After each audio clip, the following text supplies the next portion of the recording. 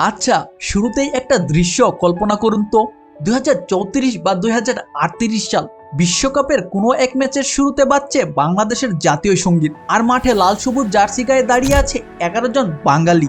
গ্যালারিতে উঠছে হাজার হাজার বাংলাদেশি পতাকা। কি ভাবতেই গায়ে কাটা দিয়ে উঠছে, তাই না? কিন্তু পরেক্ষণেই যখন কল্পনা শেষ করে বর্তমান ফিফা র্যাঙ্কিং এর দিকে তাকাবেন, তখন 180 কিংবা 190 এর কোটায় খুঁজে পাবেন প্রিয় বাংলাদেশকে। তখন বিশ্বকাপে বাংলাদেশকে দেখার স্বপ্নটা মনে হবে পৃথিবীর সবচাইতে বড় তামাশা। তবুও আমাদের মনে একটা প্রশ্ন বারবারই ঘুরপাক খায়, বাংলাদেশ কি আসলে কোনোদিন ফুটবল বিশ্বকাপ খেলতে পারবে? এ প্রশ্নের অনেস্ট অ্যান্সার হচ্ছে হ্যাঁ, পারবে। তবে এখন যেভাবে চলছে আমাদের দেশের ফুটবল, এভাবে চললে আগামী 100 বছরেও তা সম্ভব নয়। তাহলে কিভাবে সম্ভব, আজ তাই জানার চেষ্টা করব। ভিডিও এর শুরুতে আমাদের বর্তমান অবস্থান এবং হতাশার কারণ সম্পর্কে জানা প্রয়োজন। আমরা জাতি হিসাবে বড়ই অদ্ভুত। প্রতি 4 বছর পর পর আমরা ব্রাজিল বা আর্জেন্টিনার জন্য রীতিমতো জান দিয়ে দেই। আমাদের বাড়ির ছাদগুলো ছেয়ে যায় ভিনদেশি পতাকায়। তাছাড়া সারা রাত জেগে ইউরোপীয় ফুটবল খেলা দেখা তো আছেই। ফুটবলের প্রতি আমাদের এই উন্মাদনা দেখে খুদ ফিফাও মাঝে মাঝে অবাক হয়ে যায়। কিন্তু এই আকাশচুম্বী আবেগের বিপরীতে আমাদের নিজেদের ফুটবলের বাস্তবতা ঠিক কতটা করুন। আমরা যখন দেখি আমাদের চেয়ে অনেক ছোট দেশ, যাদের ফুটবলের ইতিহাস আমাদের চেয়েও কম, তারা বিশ্বকাপে জায়গা করে নিচ্ছে, তখন হতাশাটা আরো বেড়ে যায়। আমরা সাব গেমসে মালদ্বীপ বা নেপালের সাথে খেলতে হিমশিম খাই। এশিয়ান কাপের বাছাই পর্ব পার হওয়া এখন আমাদের জন্য এভারেস্ট জয়ের সমান। একটা সময় তো আমরা এশিয়ার অনেক শক্তিশালী দলের বিপক্ষে চোখে চোখ রেখে লড়াই করতাম। তাহলে সমস্যাটা কোথায়? সমস্যাটা হলো বিশ্ব ফুটবল গত 20 বছরের রকেটের গতিতে এগিয়েছে, আর আমরা পড়ে আছি সেই 80 দশকের অ্যানালগ সিস্টেমেই। আমাদের প্লেয়ারদের ফিটনেস আন্তর্জাতিক মানের নয়, আমাদের লিগ সিস্টেম পেশাদার নয়, আর আমাদের পরিকল্পনাগুলো দীর্ঘমেয়াদী নয়। আমরা হারতে হারতে এমন এক জায়গায় পৌঁছে গেছি যে এখন আর নিজেদের উপর আমাদের বিশ্বাসটাই নেই। কিন্তু বিশ্বাস হারানোর আগে আসুন দেখি বিশ্ব ফুটবলে বাংলাদেশের জন্য নতুন কি কি দরজা খুলেছে। খালি চোখে চারিদিকে শুধু অন্ধকার দেখা গেল, সব অন্ধকার নয়। সুরঙ্গের শেষে একটা বড় আলো দেখা যাচ্ছে, আর সেই আলোটা জ্বালিয়েছে স্বয়ং ফিফাই। কেননা আমরা সবাই জানি যে বিশ্বকাপের ফরম্যাট বদলে গেছে। 2026 সাল থেকেই 32 দলের বিপরীতে 48 দলের বিশ্বকাপ হচ্ছে। আপনি হয়তো এখন প্রশ্ন করবেন, এতে বাংলাদেশের লাভটা কোথায়? আছে, লাভ আছে। আগে এশিয়া মহাদেশ থেকে বিশ্বকাপ খেলার সুযোগ পেত মোটে 4টা থেকে 5টা দল, যেখানে মূল লড়াইটা জাপান, দক্ষিণ কোরিয়া, ইরান, অস্ট্রেলিয়া কিংবা সৌদি আরব এদের মধ্যেই হতো। এদেরকে টপকে বিশ্বকাপে খেলা এক কথায় আমাদের জন্য ছিল অসম্ভব ব্যাপার। তবে এখন নতুন নিয়মে এশিয়া থেকে বিশ্বকাপে যাবে 8টা থেকে 9টা দল, অর্থাৎ আগের চেয়ে প্রায় দ্বিগুণ সুযোগ। বিশ্বকাপে জায়গা করে নিতে এখন আর আমাদের জাপান বা দক্ষিণ কোরিয়াকে হারাতে হবে না, বরং এশিয়ার দ্বিতীয় সারির দল যেমন ভিয়েতনাম, থাইল্যান্ড, জর্ডান, ওমান বা উজবেকিস্তানের সাথে ভালো করলেই হবে। কি স্বপ্নটা এখন একটু কাছের মনে হচ্ছে না?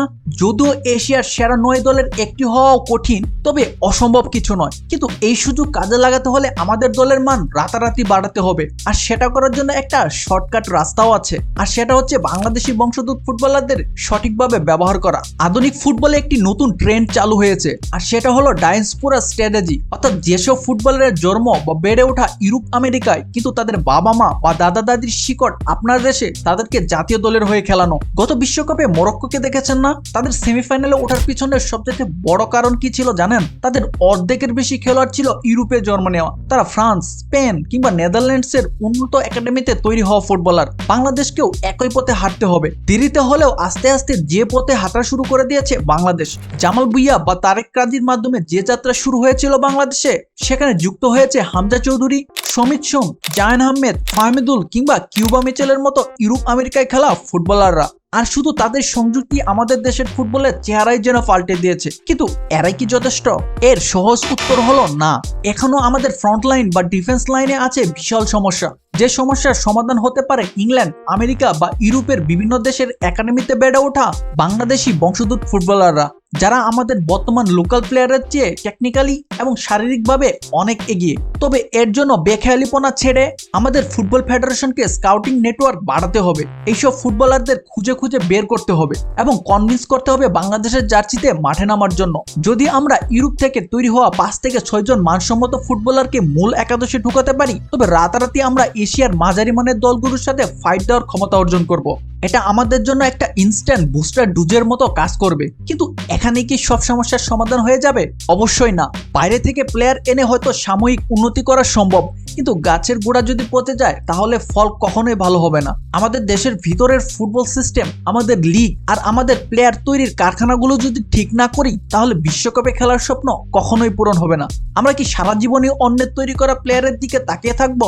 অবশ্যই না। একটা জাতি হিসেবে যদি আমরা মাথা উঁচু করে দাঁড়াতে চাই তবে আমাদের নিজেদের মাটিতেই বিশ্বমানের ফুটবলার তৈরি করতে হবে, যার জন্য প্রয়োজন লং টার্ম প্রজেক্ট। ঠিক যেভাবে ভিয়েতনাম বা আইসল্যান্ডের মতো দেশগুলো নিজেদের ভাগ্য বদলেছে, ঠিক একই পথে আমাদেরও হাঁটা উচিত। আমাদের ফুটবলের সবচাইতে বড় শত্রু কি জানেন? তা হলো আমাদের খ্যাপ খেলার সংস্কৃতি। বাংলাদেশে একজন ট্যালেন্টেড কিশোর ফুটবলারের ক্যারিয়ার শুরু হয় লোকাল টুর্নামেন্ট খেলে। সেখানে টেকনিক বা ট্যাকটিক্স শেখানো হয় না, শেখানো হয় শুধু হার জিত। যখন এই ছেলেটি 19 বা 20 বছর বয়সে প্রফেশনাল লিগে আসে তখন তার বেসিক থাকে একদম নড়বড়ে। আধুনিক ফুটবলের passing, of the ball movement বা ডায়েট, এগুলোর সাথে তার পরিচয় হয় অনেক দেরিতে। অন্যদিকে ভিয়েতনামের দিকে তাকান, 10 থেকে 12 বছর আগেও ওরা ঠিক আমাদের পর্যায়ে ছিল, কিন্তু তারা এখন ফুটবলে রীতিমতো বিপ্লব ঘটিয়েছে। তারা দেশের বিভিন্ন জায়গায় সেন্ট্রালাইজড একাডেমি তৈরি করেছে, সেখান থেকে প্রতি বছর শত শত ভালো মানের ফুটবলার বেরিয়ে আসছে। আমাদেরও ঠিক এটাই করা উচিত। বাফুফের অন্তত 8টি বিভাগে 8টি অত্যাধুনিক রেসিডেন্সিয়াল একাডেমি করতে হবে, যেখানে অনূর্ধ্ব 12 থেকে অনূর্ধ্ব 19 পর্যন্ত ছেলেরা শুধু ফুটবল খেলবে, খাবে এবং ঘুমাবে। আর সেখানে তাদের তালিম দিবে ইউরোপিয়ান বা ল্যাটিন আমেরিকার লাইসেন্সধারী কোচেরা। তাদেরকে সেখানে শেখানো হবে আধুনিক ফুটবলের ব্যাকরণ।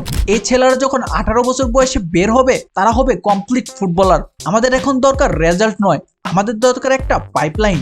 এখন আমাদের সামনে প্রশ্ন আছে, একাডেমি থেকে বের হওয়া ছেলেরা খেলবে কোথায়? উত্তর, বাংলাদেশ ফুটবল লিগ। কিন্তু আমাদের লিগের বর্তমান যা অবস্থা তা দিয়ে বিশ্বকাপ তো দূরে থাক, এশিয়ান কাপে খেলা সম্ভব নয়। অনিয়মিত ফিকচার, ভাঙাচোরা মাঠ আর রেফারিং নিয়ে ভুরি ভুরি অভিযোগ তো আছেই।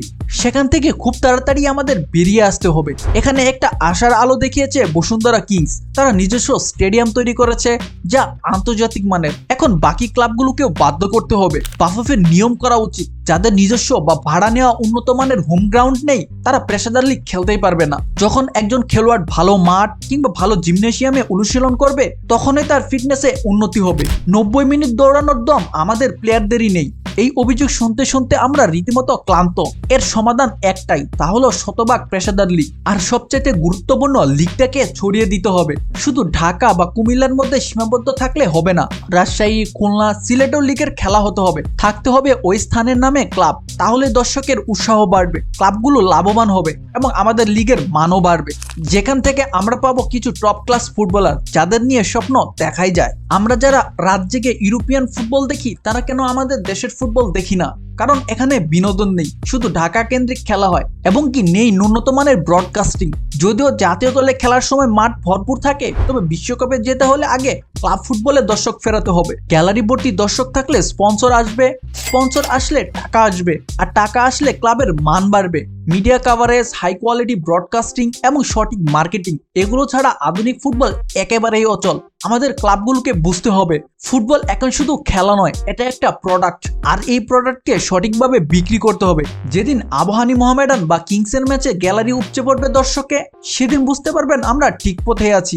সবশেষে সত্যি কথাটা বলি, আজকালের মধ্যে আমরা বিশ্বকাপে চলে যাব না। 2030 বিশ্বকাপ আমাদের জন্য নয়, আমাদের টার্গেট হওয়া উচিত 2034 বা 2038 সাল, যার জন্য আমাদের নিতে হবে 10 থেকে 15 বছরের একটা লম্বা প্রজেক্ট।